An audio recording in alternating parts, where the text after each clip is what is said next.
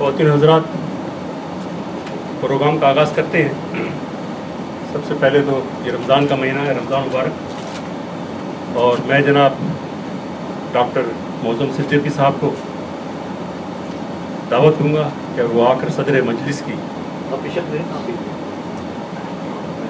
یہ کرسی پہ جلوہ افروز ہو، اور وہی اسی شعر کے ساتھ کہ شبہ ناسخ نہیں کچھ میر کی استادی میں، آپ بے بہرا ہیں جو معتقد میر نہیں۔ اور اس کے ساتھ آج ہماری محفل میں پہلی بار تشریف لائے ہیں ڈاکٹر حمید پراچا صاحب۔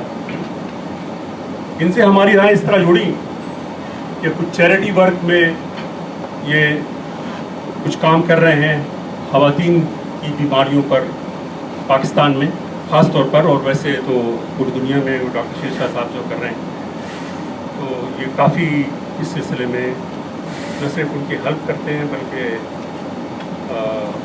ایک طرح سے بہت زیادہ اس میں انوالو ہیں اس کی چیریٹی ورک کے اندر۔ میں جناب آج کے مہمان خصوصی جناب ڈاکٹر حمید پراچا سے گزارش کروں گا کہ وہ آئیں اور تشریف رکھیں، اور ہمارے مہمان خانہ جناب ڈاکٹر ستیہ پال آنند صاحب سے گزارش کروں گا کہ تشریف لائیں۔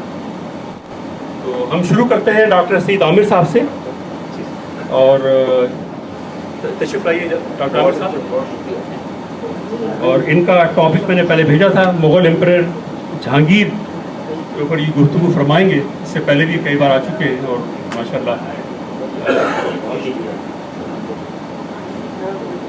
اور یہ آج کا ان کا ٹاپک ہے as a naturalist a keen observer of animal and plant kingdom as reflected in the autobiography of Tuzuk Jahangiri. جناب یہ ڈاکٹر سعید عامر صاحب۔ آج آپ سے میں گفتگو کروں نور الدین سلیم جہانگیر کے بارے میں۔ آپ سے گفتگو میں کروں آج نور الدین سلیم جہانگیر کے بارے میں۔ جہانگیر پہلے یہ عرض کروں کہ یہ پیدائش ان کی ہوئی ہے 1596 میں 69، اور انتقال ہوا 1627 میں۔ تو اس طرح ان کی عمر کوئی 58 سال کی ہوئی ہے۔ اس زمانے میں 17ویں صدی میں یہ کوئی غیر معمولی بات نہیں تھی، حالانکہ بادشاہ تھے، سہولتیں سب تھیں۔ اکبر کی عمر اس سے بھی کم ہوئی، 85 سال کی ہوئی۔ تو ان کی پیدائش کے بارے میں جو روایت ہے وہ غالباً صحیح ہوگی کہ اکبر کو عرصے تک یہ خواہش رہی کہ ان کی کوئی اولاد ہو، جو کوئی بچہ نہیں ہوا ان کو۔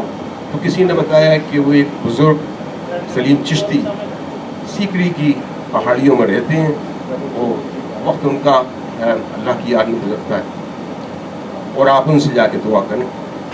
تو بادشاہ ان کے پاس حاضر ہوئے اور ان سے اپنی پریشانی کا ذکر کیا۔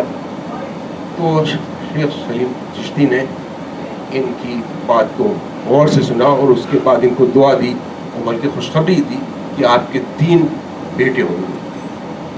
اس میں بڑے خوش ہوئے۔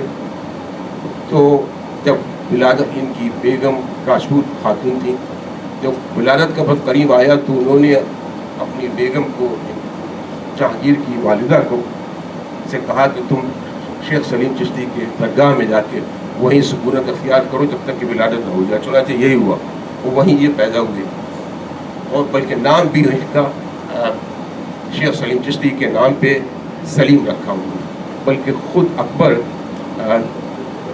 ان کا نام نہیں لیتے تھے، شیخو کہہ کے ان کو پکارتے تھے، شیخ سلیم چشتی کی نسبت سے۔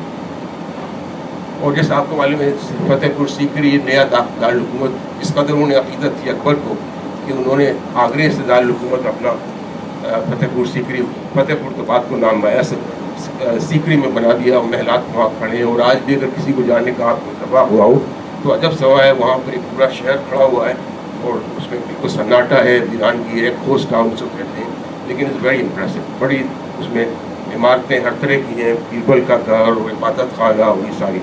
لیکن وہ چند ہی سال بعد، میرے خیال 20 سے 25 سال کے بعد ہی وہ دارالحکومت پھر واپس آنا پڑا، اس لیے کہ وہاں پانی کی بڑی کمی تھی۔ تو جب सलीम जहांगीर का की तख्तनशीनी का वक्त आया तो इन्होंने भी बड़ी इज्जत की शेख सलीम चिश्ती की। उस वक्त तक इंतकाल हो चुका था उनका, बल्कि उनके बारे में ये कहा जाता है कि अकबर ने उनसे पूछा, शेख साहब आपको सड़े अल्लाह ताला ने बड़ी बसीरत अता की है और बहुत सी बातें मालूम है, आपको मालूम है कि आपका इंतकाल कब होगा? तो उन्होंने पहले तो कहा कि देखो भाई ये बातें कोई जानता नहीं खुदा के अलावा, लेकिन ये है कि मुझे ये अल्लाह ताला ने इल्म दिया है कि जब ये शहजादे सलीम बड़े हो जाएंगे इस हद तक कि ये शेर शायरी के किसी से दुखा सकें कोई शेर कह के, तो वो मेरा वक्त आ जाएगा। तो अकबर ने सबसे मना कर दिया महल में कि कोई इनके सामने शेर पढ़ के लिखने की कोशिश ना करे, दोहराने की कोशिश ना करे। लेकिन इत्तेफाक से एक दफ़े ऐसा हुआ कि इनकी एक आया, उसने इनको बगैर, उसको इतला नहीं थी, बगैर किसी सोचे समझे एक शेर इनको याद करा दिया और वो था, इलाही गुंचई उम्मीद बकुशा गली अजरोज़ जावेद नुमा। और वो इन्होंने सीख लिया और वो उन्होंने जाके शेख सलीम के सामने दोहरा दिया। तो शेख सलीम ने कहा कि मेरा वक्त आ गया है, और उन्होंने अकबर से कह दिया कि अब मेरा वक्त आ गया, ये शहजादे इस काबिल लोग हैं और मैं अपना जानशीन इनको सलीम को बनाता हूँ। तो चंद ही दिन बाद उनका इंतकाल हो गया। अब इस पर आप रिवायत पे यकीन रखें या ना रखें, बहरहाल ये तारीखों में इसी तरह लिखी गई है।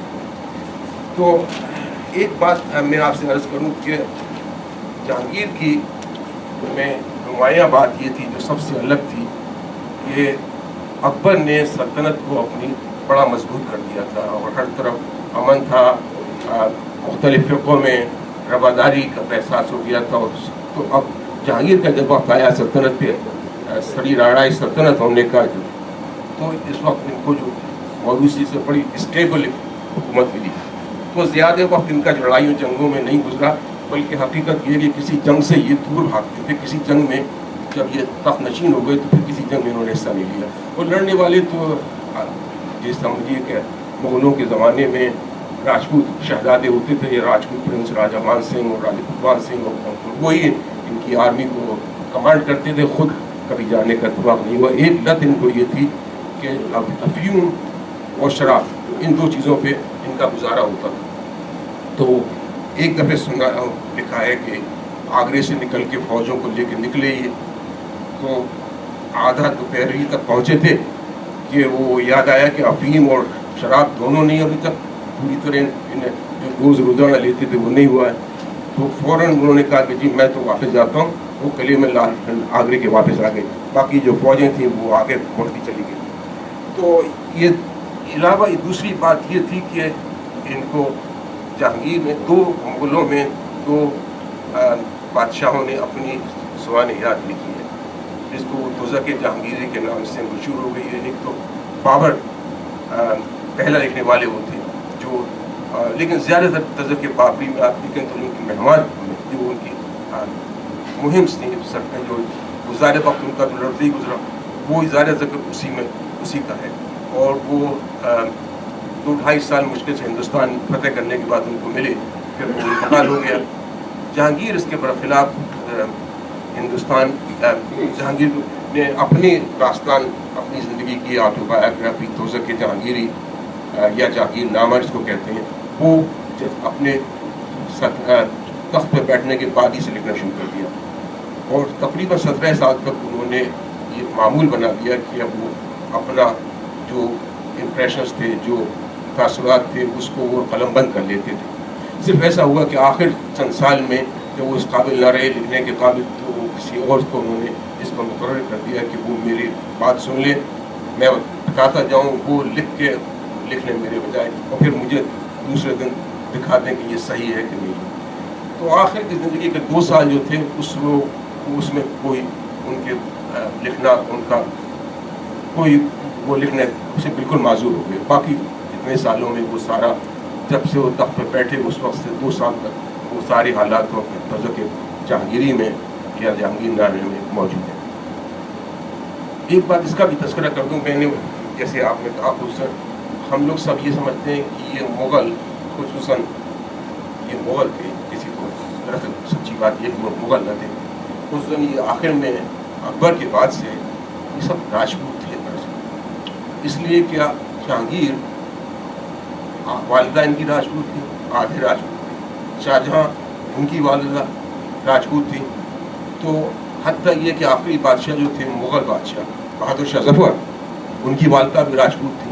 تو ان میں اگر آپ دیکھیں اس وقت احساس بھی نہیں تھا نا، خیال ہوتا تھا یہ کہتے تھے کہ والد جو ہیں اسی کو سمجھو، آپ اسی اعتبار سے. اب جینیٹیکلی اگر آپ دیکھیں تو ان میں سے بہت کم جینیٹکس میں یہ مغل حصہ تھا ان کا، زیادہ تر 90% کے قریب یہ راجپوت تھے، لیکن نام اب بھی مغل ڈائنیسٹی کہلاتی ہے. تو جہانگیر کی میں ایک خاص بات جو اور بادشاہوں میں بہت کم ہندوستان کی رہی ہے وہ یہ کہ قدرت سے ان کو بڑا لگاؤ تھا، اور آبزرویشن مشاہدے کی طاقت ان کے اندر بڑی تھی.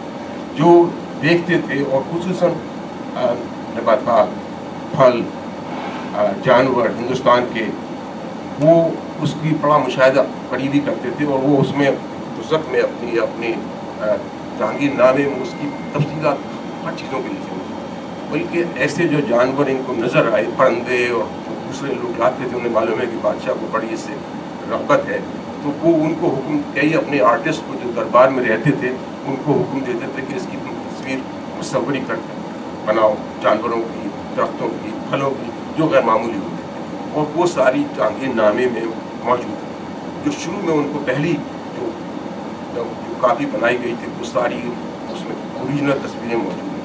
بہت سی وہ تصویریں پھر اب باقی نہیں رہی ہیں، لیکن اگرچہ وکٹوریہ البرٹ میوزیم میں انگلینڈ میں وہ ہندوستان سے کسی نہ کسی طرح پہنچ گئی تھی. تو جو نسخے ایک تو نایاب موجود ہیں انگلینڈ میں، اس میں وہ بعض اس میں وہ بعض پینٹنگس وہ موجود ہیں.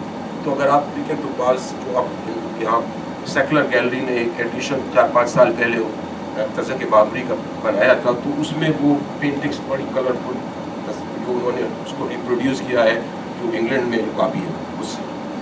تو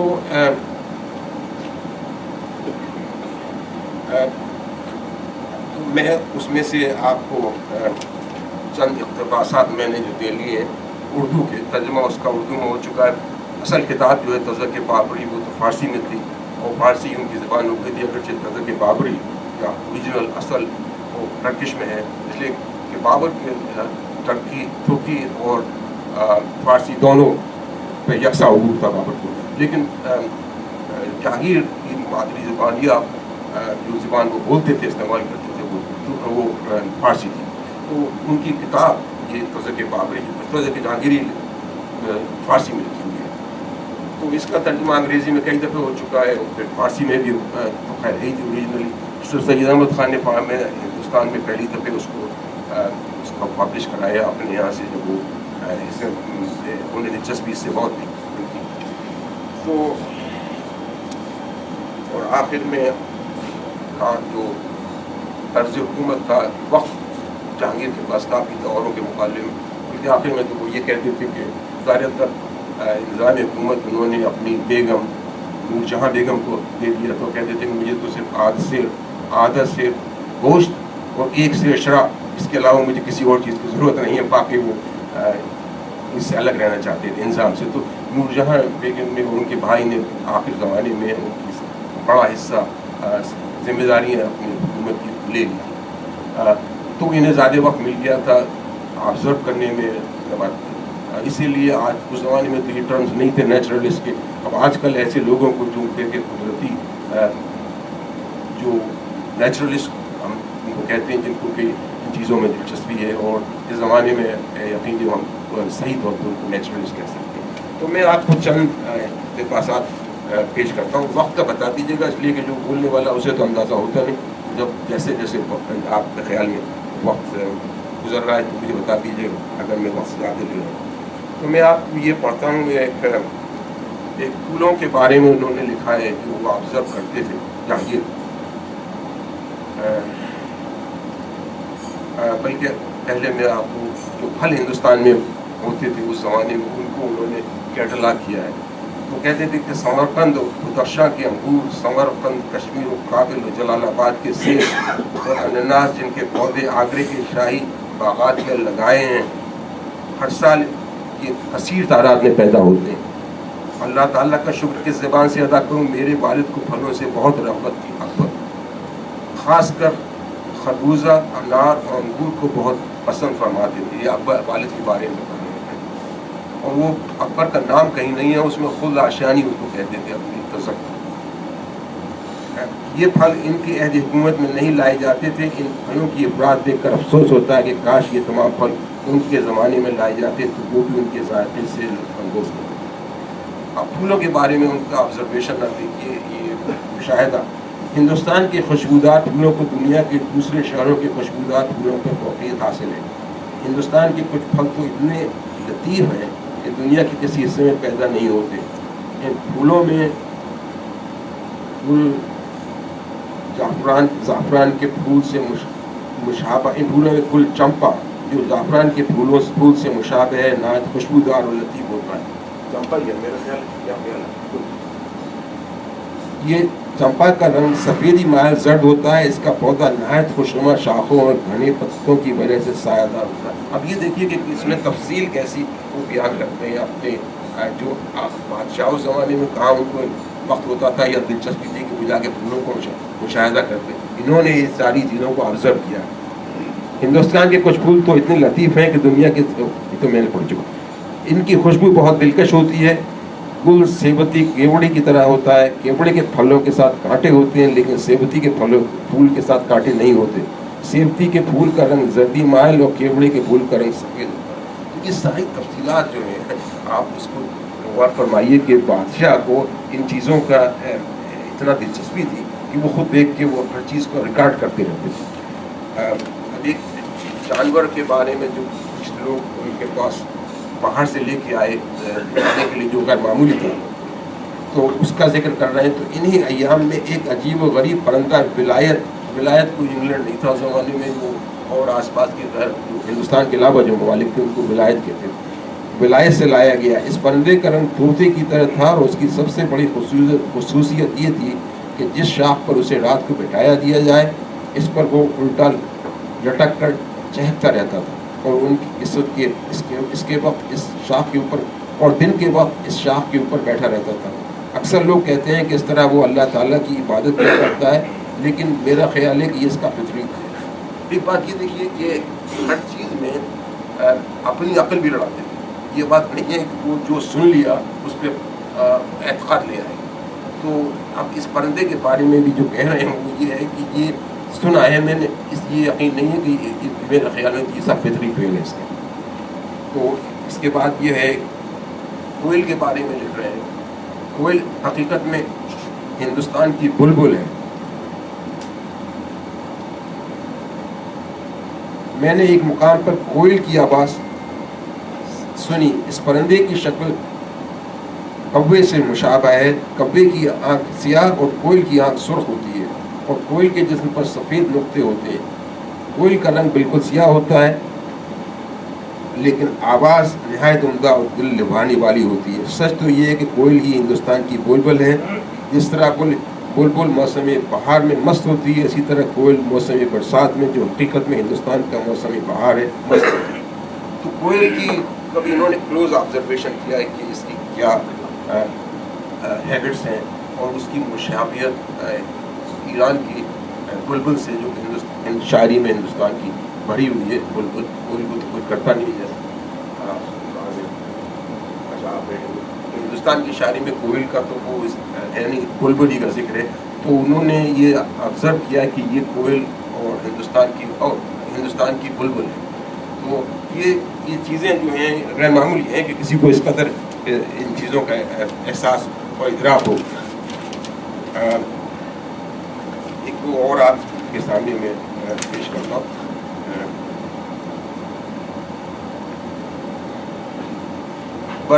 شیر ببر کا شکار تھے. تو کہتے ہیں کہ ایک گاؤں میں کوچ کر موضع گری میں پڑاؤ ڈالا. और दौरान राह एक बर्बर शेर की इत्तला मिली। चुनाचे मौके पर पहुँच कर मैंने उसे अपनी बंदूक से शिकार किया। बर्बर शेर की बहादुरी मानी हुई है, इसलिए मैंने उसकी बहादुरी की वजह मालूम करने के लिए पेट को चाक करवाया। ये जो है कि ये बहादुरी की वजह मालूम करने के लिए उन्होंने हुक्म दिया कि इसका पेट चाक किया जाए। तहकीक करने पर मालूम हुआ कि इसका पित्ता जिगर के बाहर होने की बजाय जिगर के अंदर वाक़ है। इससे मालूम होता है कि बबर शेर की बहादुरी की यही वजह है। तो ये भी एक एनालिसिस कि बबर शेर की बहादुरी जो है, हालांकि ये ज़ाहिर मुझे सही बात नहीं मालूम होती, लेकिन ये उन्होंने एनालिसिस करके ही, जैसे इस ज़माने में साइंसदान एक्सपेरिमेंट करते हैं उसके बाद कंक्लूजन देते हैं, तो ऐसे ही वो अपनी ऑब्जर्वेशन से मुख्तलिफ कंक्लूजन्स कर रहे थे, कुछ सही और कुछ नहीं सही है।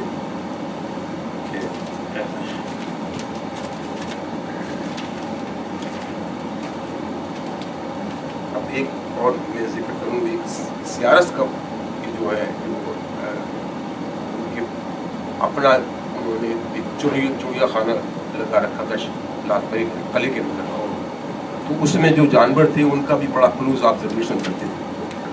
तो हिम्मत खान ने जो मेरा मोतबर मुलाजमों में से अर्ज़ की कि वो एक तालाब के किनारे मुझे एक सारस का जुड़ा दिखाई दिया। मेरे एक साथी बंदूक जिसने उनमें से एक को गोली का निशाना बनाया और उस जगह उसे ज़ुबह कर साफ किया। हमने इस मुकाम पर 2-3 दिन क़याम किया। दौरान क़याम मैंने देखा कि शिकार शुदा सारस का दूसरा जोड़ा मुसलसल इस इलाके के गिरदोनवा में भटकता रहा और फरियादियों की तरह आवाज़ें निकालता था। उसकी दर्द भरी आवाज़ सुनकर मेरा दिल होता था, सिवाय निदामत और पशेमानी के कोई चारा कार न था। आखिरकार इस मंजिल से कूच किया। इत्तफाक से 25 रोज़ बाद फिर इसी मुकाम से गुजर हुआ तो मैंने वहाँ के रहने वालों से उस बिछड़े हुए सारस के मुतालिक दरियाफ्त किया। उन्होंने बयान किया कि उसने उसी दिन जान दे दी थी, अब तक उसकी हड्डियाँ बालों पर वहीं पड़ी हैं। मैंने इस वाक़े की तस्दीक के लिए खुद वहाँ जाकर देखा, तो जैसे कि गाँव वालों ने मुझसे बयान किया था वैसा ही पाया। इस किस्म के बहुत से वाक़यात ज़बान इज़्ज़त आम खासवान में जिनका लिखना बाइस तवालिक होगा। तो सियारत के बारे में भी तहकीक उन्होंने की कि वो एक जोड़ा वो एक हद तक सही है, एक मर जाए दूसरा वो उसके बॉन्ड बड़ा करीबी होता है सियारत को, जिसे ट्रेन कहते हैं अंग्रेजी में। तो ये आखिरी एक और मैं टुकड़ा सुना दूँ अपने हाथी के बारे में। नूरबख्त हाथी, जिसे मेरे हुक्म से शाही हाथियों में शामिल कर दौलत खाने खासवाम में बांधा जाता था, बावजूद मौसम सरमा के उसे पानी से बहुत खुश था। अपनी सूंड में पानी चढ़ाकर वापस अपने जिस्म पर फेंकने में बहुत खुश होता था। इस ख्याल से कि मौसम सरमा में ठंडा पानी डालने से उसे कोई ज़रर न पहुँचे, मैंने हुक्म दिया कि नीम गर्म पानी मुश्क के ज़रिए उसकी सूंड में चढ़ाएँ। चुनाचे में उस पर अमल दरामद होने लगा। इत्तफाक से एक दिन उसने सर्द पानी अपने जिस्म के ऊपर डाला तो उस पर लर्जा तारी हो गया। इसके बरक्स नीम गर्म पानी से वो महजूज होता था। एक दूसरी तहकीक ये हुई कि हाथी इनके थे, उसमें इनको ये ख्याल हुआ कि ये देखा जाए कि इनकी जेस्टेशन पीरियड कितना दिन लगता है एक हाथी को प्रेग्नेंट होने के बाद बच्चा होने में। तो उसको इन्होंने हुक्म दे दिया था कि ऑब्जर्वेशन उसका बराबर होता रहे। तो एक दिन जब मालूम हुआ कि वो बच्चा देने वाली हाथी फीमेल हाथी, तो इन्होंने अपने सामने दरबार में बुलाया उसको। तो लिखा है कि बच्चे की पैदाइश मैंने अपनी आंखों के सामने देखी, इसमें 1.5 साल की मुद्दत लगी। वो अब भी सही है, अब ऑब्जर्वेशन बिल्कुल सही है कि जेस्टेशन पीरियड जो है एलिफेंट्स का वो 1.5 साल होता है।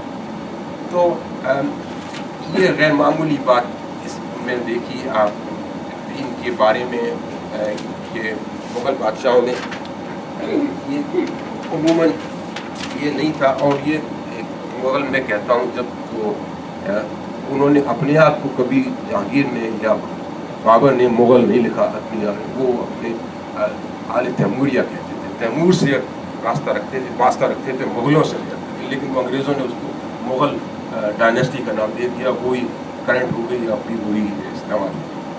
तो मैंने कहा ये चंद बातें सोचने के लिए आपको जो गैर मामूली हैं सुना दूँ। अच्छा, बहुत शुक्रिया। कोई क्वेश्चन है? हाँ जरूर।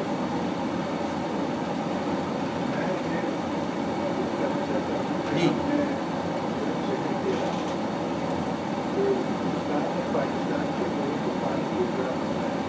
और आपने कहा कि वो सीखने से और वो इसलिए कि पानी वहाँ नहीं, जी। तो पानी का क्या मसला था? मसला ये है ना कि देखिए दारुल जब उन्होंने बनाया तो वो तो छोटा सा गांव था सीकरी, वहाँ शेख सलीम चिश्ती ने अपना खानखा बनाई हुई थी, वहीं चंद लोग रहते थे। लेकिन वो पानी जब जो ज़रूरत जब शहर बना दिया अकबर ने उसको, तो बहुत से दरबारी और लोग हैं दरबारी भी वहाँ आया जाके आबाद हो गए। अब जो इमारतें रह गई वो दरबारियों के, लेकिन शहर और भी बहुत बड़ा था। तो सोर्स उस ज़माने में और तो कुछ था नहीं। जमुना दिल्ली में पानी का सोर्स जो था जो लाल किले के लिए वो जमुना दरिया है, लेकिन वहाँ भी दरिया करीब कोई था नहीं, पहाड़ियों का इलाका था। तो वो बड़ी मुश्किल ये पड़ गई कि इतने लोगों के लिए पानी कहाँ से लाया जाए सीकरी के। तो इसीलिए फिर मजबूर हो के वो दारुल हुकूमत वापस आगरा आ गए। तो ये गलत जी अर्ज कर रहा था जी फरमाइए। आगरे से मैंने कुछ तक का सफर किया, मेरे ख्याल है 20-25 कोस का है रास्ता, जी जिसपे अकबर पैदल गया था गोवा के लिए। तो उसमें मतलब कुछ सीखने की वजह सच में वहाँ मुझे बढ़िया मिले कि हिंदुस्तानी शोभा का लिबास पाजामा आजकल पान खाते थे। तो मैंने भी मतलब जो सीखने क्या है, लेकिन सीखर जाटों का या राजपूतों का एक कबीला था। फिर ये पानी की किस्मत के बारे में पूछा तो उन्होंने जियोग्राफी समझाई मुझे कि यहाँ जो वाटर टेबल थी वो फर्श वाटर टेबल थी, पानी का एक लेंस था। जब कुएं खोदे गए उसके बाद रिचार्ज नहीं होती थी वाटर टेबल, तो वो कुएं मालूम होते।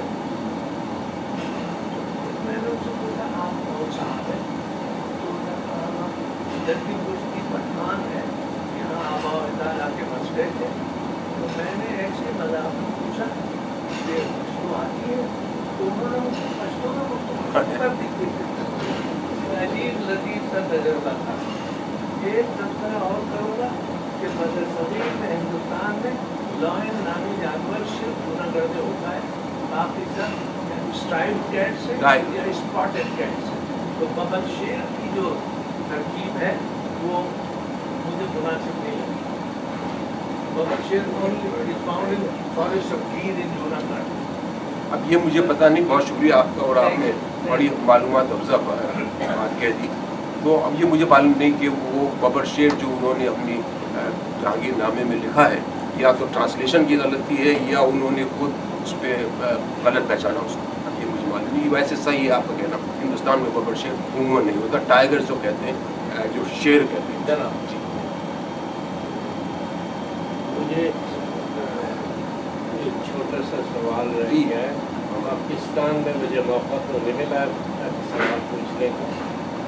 ये लाहौर में उनका मकबरा है जहांगीर का, और नूरजहां का भी मकबरा है, इसकी क्या वजह है? मकबरे की क्या वजह क्यों है? दारुल खिलाफत तो जहांगीर के ज़माने में और अकबर के ज़माने में भी एक नहीं था, इसलिए आगरे में तो बेस रहती थी उनकी, लेकिन जहांगीर को खुसूसन कश्मीर से बड़ी रफ्त थी। बहुत वक्त जो है कश्मीर में उनका गुजरा था, और आखिर वक्त इंतकाल भी कश्मीर ही में हुआ बाकी। तो वो कश्मीर से नूरजहां भी साथ थी, तो कश्मीर से कुर्बत जो थी वो लाहौर में भी, लाहौर तो बड़ा पुराना शहर, तारीखी शहर, तो लाहौर में भी वो उनका आना जाना रहता था।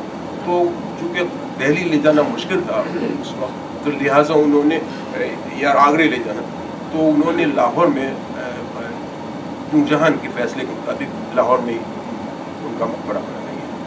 और उसको असल में लाहौर की मुग़ल दारुल हुकूमत रहा है।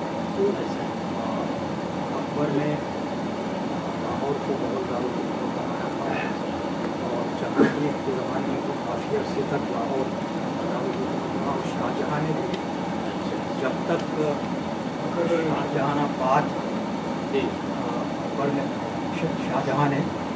शाहजहानाबाद जब बसाया, जो पुरानी दिल्ली का इलाका है, लाल किले वगैरह का इलाका, तो उससे पहले मुग़ल सल्तनत का दारुल-हुकूमत लाहौर था और इसीलिए आप जो किला देखते हैं लाहौर का किला वो अकबर ने शुरू किया था बनाना।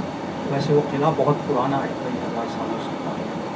दूसरी बात मैं अर्ज करूं, इसी के साथ लिंक है सवाल। एक मिनट में ये अर्ज कर दूं आपसे कि जो डॉक्टर मौसम साहब ने कहा बिल्कुल सही है।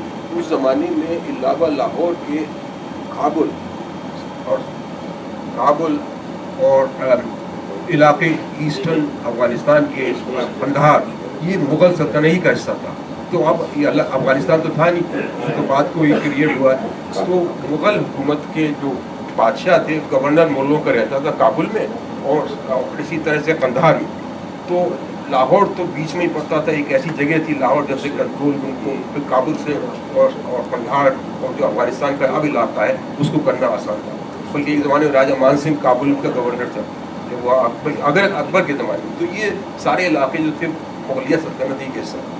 ये कहानी सुनने में आई है कि उस जहांगीर के मकबरे के जो मीनार हैं और फिर शालामार गार्डन के जो मीनार हैं उसका कोई लिंक है और फिर कोई टनल थी नीचे से वहाँ, ये इसकी तस्दीक करें। साहब मैंने मुझे मालूम नहीं है, मैं